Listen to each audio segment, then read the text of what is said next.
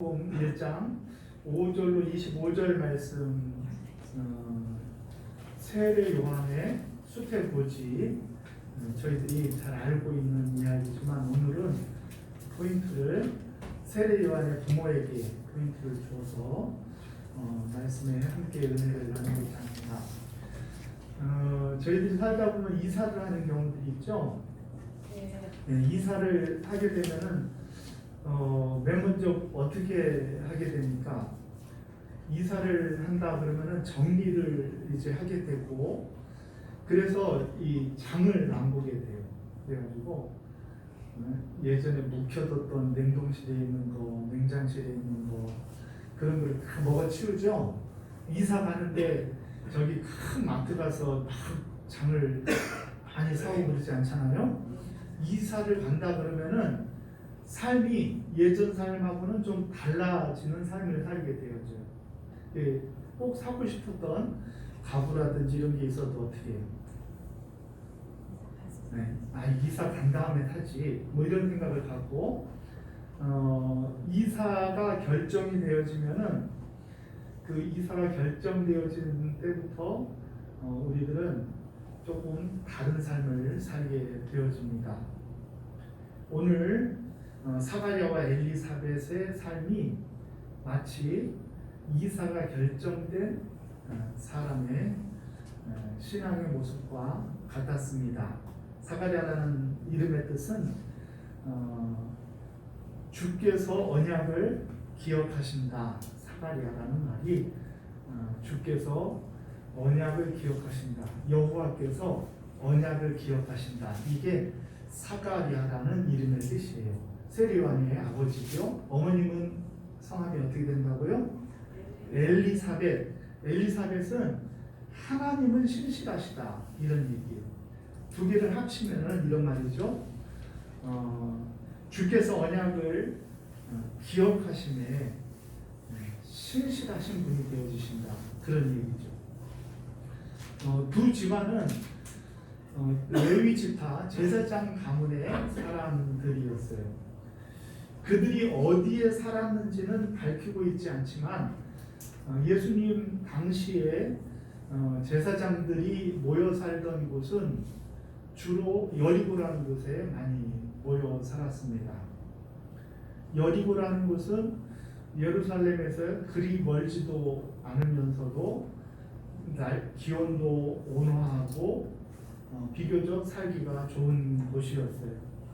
그렇기 때문에 역사가들의 기록에 의하면은 예수님 당시에 여리고에 약 2만 명 정도의 제사장들이 있었다, 그렇게 기록을 하고 있습니다. 그러니까 그 선한 사마리아인의 비유를 혹시 여러분들이 생각해 보면은 선한 사마리아인의 비유에 보면은 어떤 사람이 여리고로 내려가다가 강도를 만나죠. 기억하시죠? 강도를 만났는데 그 강도를 지나간 사람이 하필 어떤 사람이었어요? 제사장이 지나가고 레위인도 지나가고 그러잖아요. 그러니까 하필 제사장이 지나가네, 이렇게 생각할 것이 아니라 여리고라는 곳에서 예루살렘으로 가는 길에 순례객들과 더불어서 제사장들의 출입이 잦았다라는 것을 알 수가 있어요. 그러니까 현실적인 이야기예요. 그러면 그 강도 만난 사람을 제사장과 레위인은 어떻게 했어요? 그냥 지나간 게 아니라 피하여 지나갔어요. 피해서 지나갔어요. 왜 그랬을 것 같아요? 우리가 지금 그 부분 지금 얘기하는 건 아니지만 제사를 드리러 가잖아요. 제사를 드리러 가는 사람이 피를 묻히거나 이 제사에 결격 사유가 생기면 안 되는 거예요. 그렇기 때문에 그 사람들이 더 그 강도 만난 사람을 피하여 간 거죠. 우리는 그런 의로운 사람을 가리켜서 겉만 의로운 사람이다, 그렇게 불러요. 겉만 의로운 사람, 하나님의 말씀을 통하여 의롭게 되어지는 삶을 사는 사람이 되어야 되는데요. 의롭다라는 것은 그 말씀의 겉모습만 지키는 것이 아니라 그 정신까지도 지켜야 비로소 온전히 의로워지는 거예요. 그런데 겉만 의로운 사람은 어떤 생각을 갖느냐 그러면은 사람들에게 내 의로움을 보이고 싶은 거예요. 그건 믿음이 없는 거예요. 왜냐하면 그 의로움을 향하는 것은 하나님이어야 되거든요. 하나님께 의로워야 돼요. 오늘 사가랴와 엘리사벳은 공의 둘 다 하나님 앞에 어떤 사람이었냐 그러면 의로운 사람이었어요. 둘 다 공의 하나님 앞에 의로운 사람이었어요. 그런데 이 사가랴와 엘리사벳의 의로움은 그 겉모습과 그 속모습, 삶의 방향이 함께 의로운 사람이었다는 거예요. 그런데 바리새인들이나 잘못되어진 믿음, 그 믿음이 잘못되었다는 것은 하나님의 살아계심을 믿지 못하는 거예요. 하나님이 살아계셔서 하나님 앞에서의 의로움을 가져야 된다 그러면은 굳이 구제를 할 때 옷수를 크게 해가지고 거기에 동전을 넣어가지고 쉬자 먹이에서 구제를 할 필요가 없어요. 왜냐하면 그 짤랑짤랑 소리만 들으면 벌써 사람들이 인기 폭발이에요. 구제하는 사람이 나타났거나 빨리 가서 동전 하나라도 얻어야지 하면서 막 달려든다는 거예요. 그러면 그 사람이 인기가 폭발하는 거죠. 그러면은 그 사람이 사람 앞에 그 인기가 높아지기 위하여 그의 의로움을 행하면은 그것은 겉으로는 의로운데 삶의 방향은 의롭지 못한 거예요. 왜 그러느냐 하면은 그의 구제가 하나님 앞에서의 아름다운 구제가 아니라 사람에게 보이기 위한 구제가 되기 때문에 그래요.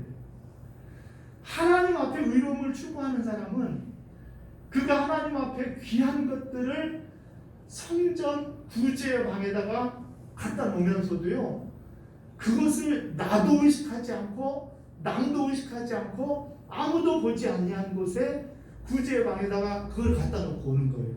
그게 참된 구제. 그렇잖아요. 그러면 그 구제의 마음으로 거기 구제의 방에다가 갖다 놓는 사람의 마음은 어떤 거예요? 하나님이 살아계심을 믿는 거예요. 하나님의 살아계심을 믿기 때문에 사람들이 보지 않아도, 내가 높여지지 않아도, 내가 인정받지 않아도 그래도 괜찮아요. 왜냐하면 이거는 하나님께 드린 거예요.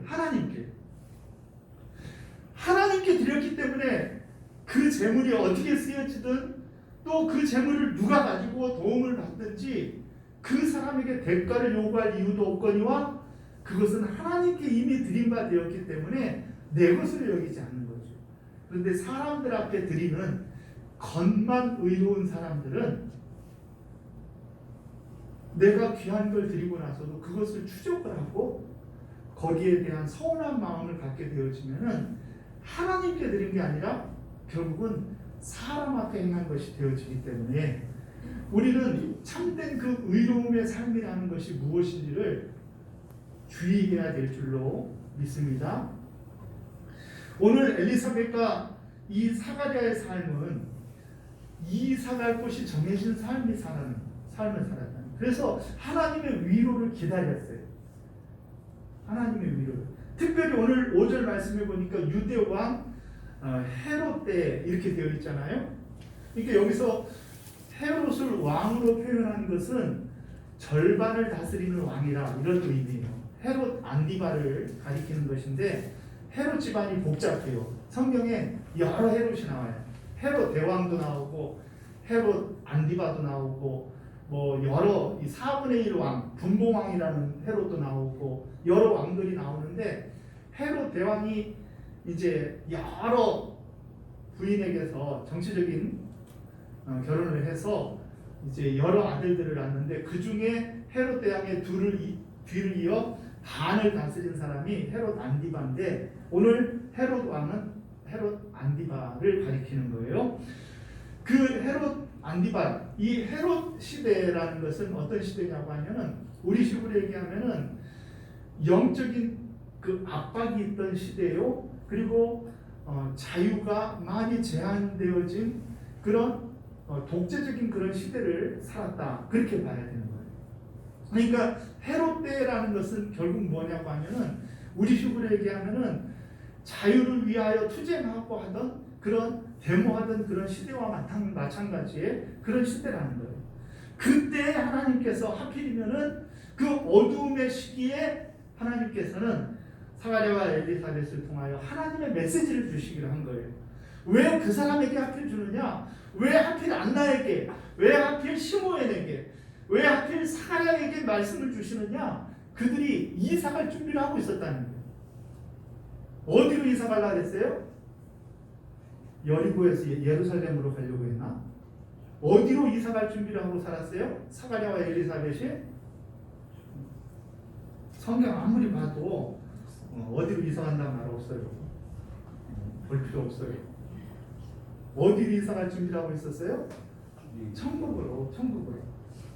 하나님의 나라를 사모하고 살았단 말이에요. 우리의 신앙이 하나님 나라를 사모하며 살아야 돼요.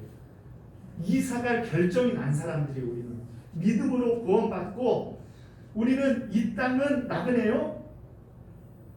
우리는 어디로 이사갈 결정이 난 사람들이에요. 네? 이용 집사님 이미 이사를 하셨지만 네? 우리는 이사갈 결정이 된 사람들이에요. 그래서 좋은 건 많이 우리에게 필요하지 않아요. 특별히 뭐 움직일 수 없는 그런 것들에 너무 마음 쓰지 않고 어떻게 되어지냐면 이사갈 사람이 가진 그런 자세로 사는 거예요. 이거는 뭐 물질이 많고 적고가 중요한 것이 아니에요. 우리가 이사갈 마음을 가지고 사는 사람과 그렇지 않은 사람은 달라요. 이사가지 않을 사람들은요 여기서 계속 살 거기 때문에요 여기가 중요해요. 심지어 여기가 목적이 돼요. 이 땅이 목적이란 말이에요. 돈 많이 벌고 이 땅에서 그냥 내가 마음껏 즐기다가 가면 그만이지. 이거는 이사갈 사람들의 태도가 아니에요. 그런데 이사갈 사람들은요 참아요. 절제해요. 이사갈 사람들은 자꾸 여기에 너무 많은 것들을 들여 힘을 쓰려고 하지 않아요. 이사갈 사람들은요 이사갈 곳이 정해진 사람들이에요. 천국이 정해진 사람들이에요. 우리는 천국이 정해진 사람들이에요. 그리고 이사갈 날짜를 받은 사람들이에요. 이사갈 날짜는 언제냐면 우리 주님이 다시 오시는 날 아니면은 내가 개인적으로 이제 하나님 앞에 가는 날이 이사할 날짜예요. 날짜도 정해졌어요. 우리들은 이미. 그리고요 이사를 가는 것처럼 살아요. 이사를 가는 것처럼. 그것이 바로 천국을 기다리는 삶이에요. 천국을 기다리는 삶. 천국을 기대하는 삶을 사는 것. 그것이 우리들의 모습이 되어야 될 줄로 믿습니다. 오늘 6절 말씀을 보니까 이 두 사람이 하나님 앞에 의인이니 이렇게 표현하죠. 여기서 의인이라는 이 말은 두 가지로 이렇게 표현할 수가 있어요. 하나는 명사로 의인 이런 의미가 되기도 하고 또 하나의 의미는 형용사로 의로운 삶을 지향한다라는 그런 의미로 의인 이렇게 표현할 수도 있어요. 우리나라 성경 말씀에는 그냥 의인 이렇게 돼 있잖아요. 근데 명사인지 형용사인지 여러분 구분해 보세요. 명사 같아요? 형용사 같아요? 사가랴하고 엘리사벳이 하나님 앞에 의인이니 영어 성경을 보면 금방 나와요. 그냥 라이처스하고 라이처스니스하고 달라요. 그런데 여기 보니까 의인 이렇게 돼 있잖아요. 형용사 같아요? 명사 같아요? 형용사예요. 처음부터 물어봤으면 여러분들은 구분을 하기가 엄청 어려웠을 거예요. 근데 지금까지 얘기를 한 다음에 하니까 공부 잘하는 사람들은 금방 알더라고요. 하나님 앞에 그 두 분이 의인이었는데 그 의인은 그 사람이 의인 이런 의미가 아니고 의로운 삶을 살기 위한 삶의 태도를 가졌다 그런 의미예요. 의로움을 추구하는 삶을 살았다라는 그런 의미예요. 그런 의미에서 그들이 의인이 주의 모든 계명과 규례대로 흠이 없이 행했다 그랬잖아요. 이 말은 이 흠이 없게 그들이 율법을 지켰다, 이 말은 무슨 말이냐고 하면은 율법의 겉만 지켰다는 거예요? 그 정신까지 지켰다는 거예요. 그 두 분을 보면은 율법의 정신도 나타난 거예요. 겉모습만 예수 믿는 사람 같고 겉모습만 이제 주님을 사랑하는 것 같은 그런 것이 아니라 그 삶의 지향을 보니까 의로움이 보여졌다는 거예요. 그래서 구약적으로 신앙이 뭐냐 하면은 구약적으로는 우리들의 삶 속에 하나님을 보이는 거예요. 하나님을 보이는 거예요. 왜 하나님을 보이냐고 하면은 늘 우리는 이사갈 준비를 하고 살고 주님 만날 것을 사모하며 살기 때문에요. 주님 만나 주님과 더불어 사는 것을 사모하고 그것을 이 땅에서 연습하기 때문에요. 내 속에서 내가 살지만 나를 통하여 하나님이 보여줘야 됩니다. 그것이 구약적인 믿음이에요. 신약적인 믿음은요, 거기에서 한 걸음 더 나아가서 어떻게 되어지냐 하면은 믿음으로 말미암아 의롭게 되어진다. 그렇게 돼요. 믿음으로 말미암아 의롭게 되어지는 거예요. 그것도 똑같아요. 신앙의 본질은 똑같습니다. 믿음으로라는 말이 무엇입니까? 믿음으로라는 말은 내가 내 인생을 사는 것 같지만 내가 혼자 사는 것이 아니라 예수 그리스도를 영접하는 믿음으로 산다는 거예요. 내가 살지만 내 안에 예수님이 함께 사는 삶의 지향, 삶의 태도가 보여지면 그것이 믿음이 있는 거예요. 어떤 사람은 믿음이 대단한 것, 신령한 것, 막 무슨 천국을 봐야지 믿음이 생기는 줄로 생각을 하면서 아니 나는 믿음 없어요 그러는데 그렇지 않아요. 내가 주님을 사랑하기 때문에 손해보기를 아까워하지 아니하고 내가 주님을 섬기기 위하여 내 것을 내어놓는데 전혀 그것에 대해서 아까워하지 않은 마음이 있으면 그게 믿음이에요. 그게 믿음이에요. 믿음. 다른 게 믿음이 아니에요. 그러니까 구약적인 의미나 신약적인 의미나 믿음은 다 같은 거예요. 주님을 사랑한다는 겉모습, 그런 모습과 더불어서 우리의 삶의 태도와 삶의 지향이 일치하는 삶을 살면 그 사람은 믿음이 있는 거예요. 그런 믿음을 우리 주님은 귀히 여기셔요. 귀히 여기세요. 그리고 그 믿음 있는 사람은 어떻게 보면 알 수 있느냐고 하면은 늘 이사갈 준비를 하고 살아요. 그렇잖아요. 우리는 누구 떠올려 보면 그 사람이 이 땅이 전부인 삶을 사는지 이사갈 준비를 하고 사는지를 우리가 금방 알 수 있거든요. 그게 바로 우리의 믿음을 보이는 거예요. 사가랴와 엘리사벳은 늘 이사갈 준비를 하고 사는 그런 믿음을 가졌어요. 우리들의 믿음도요, 명사로 의인이다, 그리스도인이다, 그런 명칭은 중요하지 않습니다. 그 명칭에 걸맞는 우리의 삶의 태도가, 삶의 지향이 우리가 갖춰져 있다고 하면은 그것은 하나님이 너무나 기뻐하시는 아름다운 삶을 살게 되어줄 줄로 믿습니다. 그런데 이사 중에서 특별한 이사도 있어요. 그 외국으로 이사를 당했잖아요. 우리가 먼 이사를 여러 번 했었는데 그 이사 중에 컨테이너 이사가 있어요. 사실은 다 못 가지고 가거든요. 그냥 이렇게 비행기 안에나 좀 가지고 가잖아요. 그런데 너무 내가 소중한 것들이 많으면 어떻게 하냐면 컨테이너 하나를 사요. 그래가지고 그거를 배로 붙여요. 한두 달 나중에 받을 생각을 하고 컨테이너로 이렇게 이사를 보내는 경우가 있어요. 미국에서 올 때 정말 아까운 게 하나가 있었어요. 미국에 사는 동안에 차가 이렇게 없지는 않았지만 이 차 없이 고생하는 걸 보고 그 미국의 그 집사님 중에 한 분이 믿음 좋은 집사님이 목사님 이 차 타세요. 그래가지고 어떤 차를 우리한테 이제 줬냐고 하면 그 차가 놀라지 마세요.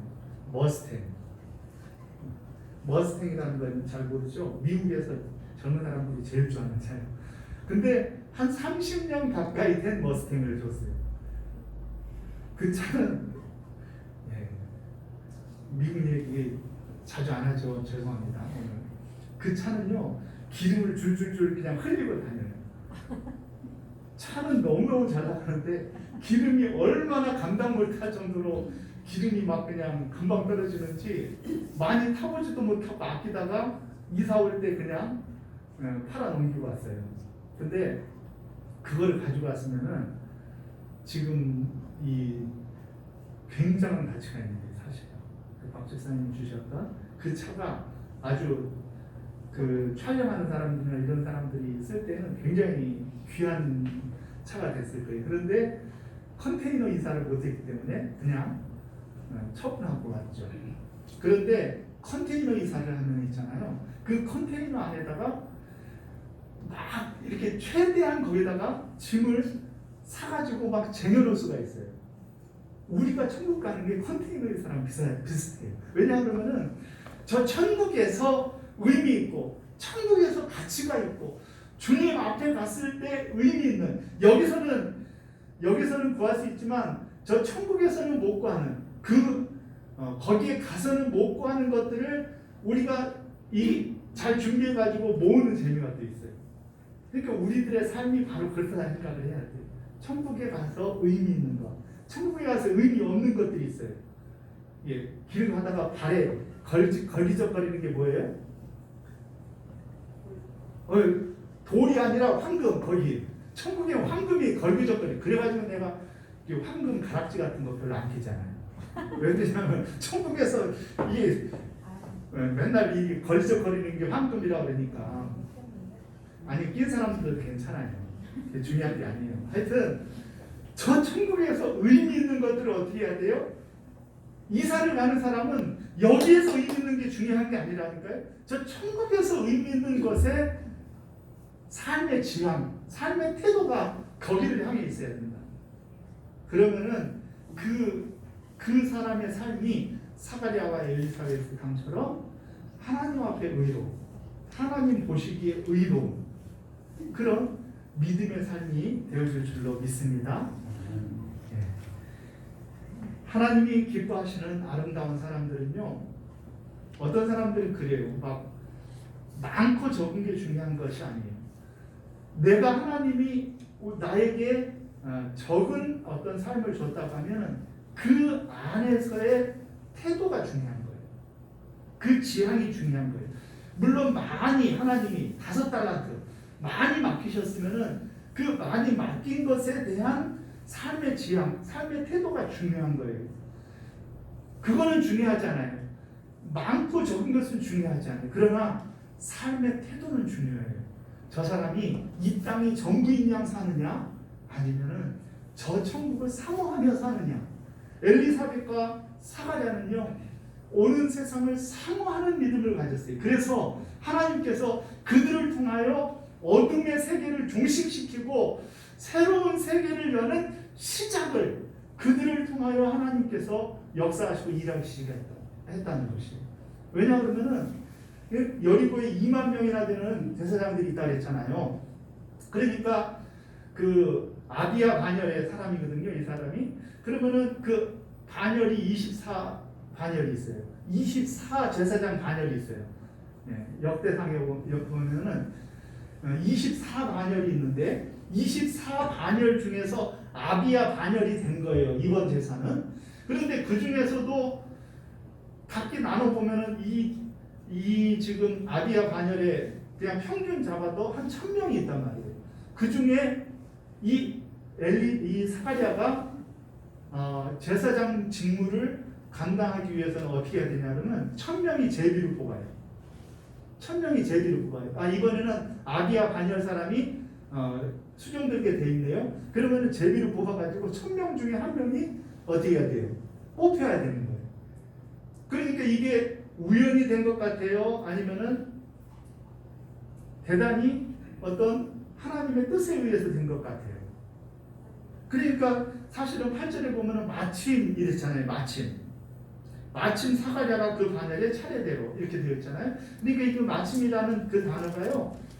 갈라디아서 4장 4절에는 때가 차면 하나님께서 이 사가랴와 엘리사벳을 통하여서 하나님의 역사를 이루어가는 데 있어서 제비 뽑혀가지고 마침 그 사람이 수종들게 되어서 수종들다가 천사를 만난 것 같지만요. 그러나 이 모든 것들은 우리는 믿음의 눈으로 보면은 하나님께서 특별히 섭리 가운데 사가랴를 부르시고 세례 요한을 고지하시고 그를 통하여 하나님의 어두움을 물리치고 새 시대를 여는 그런 기대를 하나님의 기대를 이루는 일에 쓰임받게 해 주신 줄로 믿으시기를 바랍니다. 그러니까 하나님이 역사하시려고 하면은 오히려 고난이 많아요. 사가랴와 엘리사벳도 나이가 많은데 어떻게 했어요? 자녀들이 없었어요. 그런 경우들이 성경에 많아요. 새 시대를 열 때 사라가 그랬죠. 또 한나가 그랬죠. 그렇잖아요. 마누아의 가정이 그랬잖아요. 어떤 시대 어두움을 새롭게 열어젖힐 때 하나님께서는 불임이라는 방법을 통하여서 하나님의 때를 이루기 위하고 하나님의 때를 보이기 위한 방편으로 이제 불임하게 하셨다가 하나님께서 아들을 주어 하나님의 새 시대를 여는 거예요.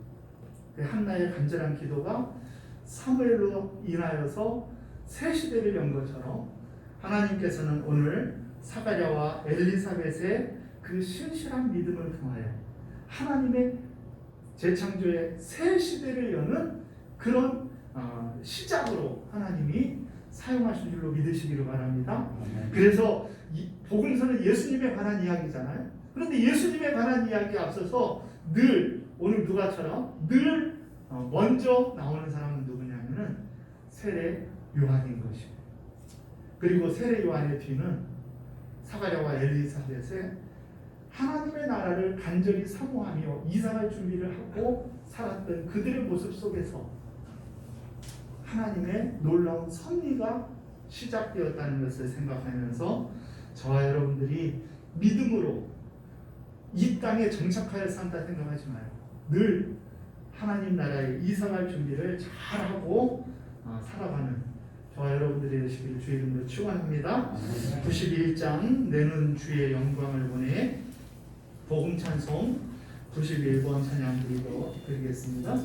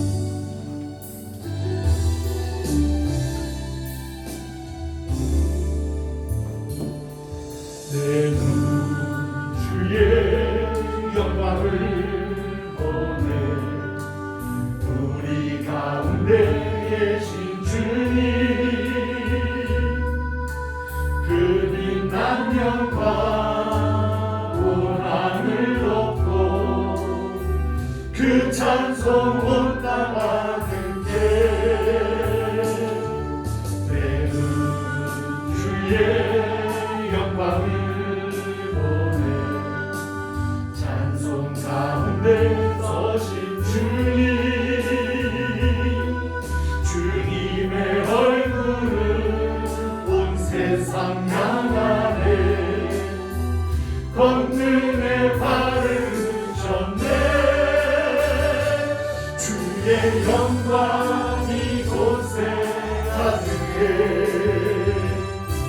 우린 성의 주님과 함께 찬양하며 우리는 전진하리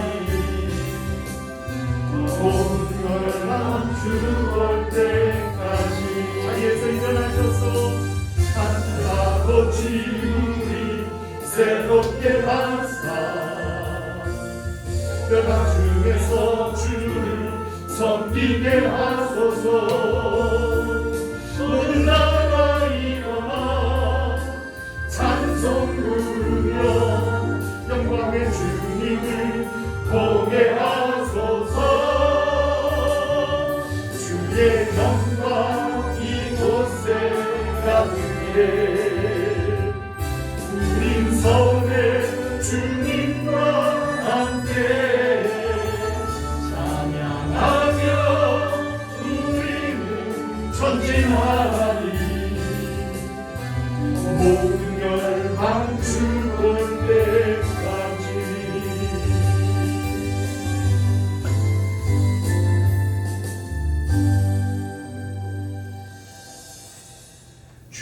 영광 이곳에 가득해 우린 선에 주님과 함께 찬양하며 우리는 전진하리. 모든 열방 주 볼 때까지. 사랑하는 하나님 아버지, 하나님 나라를 사모하며 기다리는 우리 사랑하는 성도님들, 이 땅에 머물러 살지만 저 하늘에 하나님의 나라에 이사할 그날을 사모하며 기다리며 살게 해 주시니 감사합니다. 매일매일 우리의 삶이 주님을 사모하며 주님 앞에 사는 삶이 되게 하시고, 우리가 살지만 우리를 통하여 하나님의 영광이 나타날 수 있도록 저희들에게 믿음 허락하여 주시옵소서. 이제는 우리 주 예수 그리스도의 은혜와 하나님 아버지의 사랑하심과 성령님의 감화 감동 위로 교통 역사하심이 사가랴와 엘리사벳처럼 주님의 오심을 사모하며 기다리는 심령 가운데 성령의 기름 부으심이 있고 하나님의 놀라운 역사가 있게 하신 하나님, 우리 사랑하는 교회 성도님들과 그들의 가정과 일터와 자녀와 하시는 모든 일들 가운데에도 주님 역사하여 주시어서 이제 늘 주님 사모하며 저 천국의 아버지 하나님 앞에 서는 그날을 사모하는 삶을 살 수 있도록 주께서 역사하여 주시옵소서. 이런 믿음으로 살아가는 우리 사랑하는 교회와 그리고 성도님들, 자녀들을, 그리고 아버지 하나님 이 나라 이 민족 세계 열방 가운데 이제로부터 영원토록 함께 있을지어다. 아멘.